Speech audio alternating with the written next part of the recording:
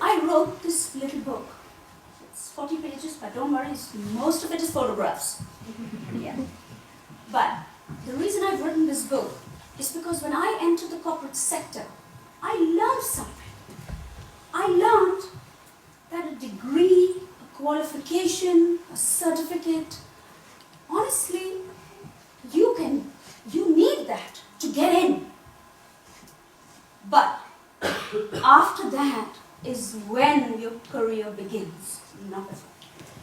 I learned that I was sometimes on a floor with 300 or 400 people with the world's best CVs, who came from the world's best universities.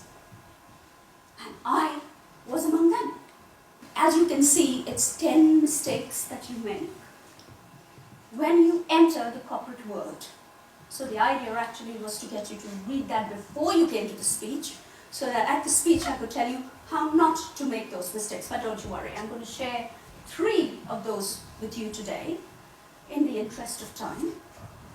And then you can go back and you can read the mistakes and then read all 10 on how not to make those mistakes when you get into the corporate world, banking, whatever. Now, when we say the word humility, we think, what humility? Of course, I'm humble. What? No one can tell me I'm not. I am. No! It's not about that. It's much more than that.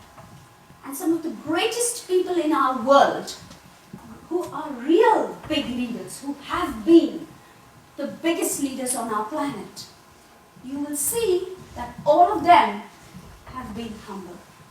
Mother Teresa, Nelson Mandela, Mahatma Gandhi, you name them, and you will see that they have only risen because of their humility. I want to tell you all, and many of you may have already heard of her, Kim Plyer. She's a CEO. And one day, her junior employee walked into the toilet and saw her cleaning the toilet.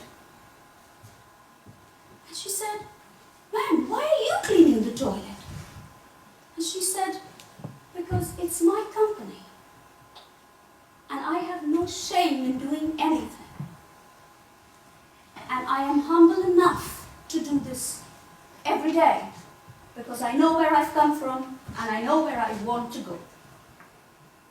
I watched a program the other day on the BBC where a girl and a boy were being interviewed for a top manager's job at a nightclub, a very top nightclub. And the girl was asked the question, it's 2 o'clock in the morning, imagine it's 2 o'clock, and the toilet is really blocked. And you have a nightclub full of about 400 people. What would you do?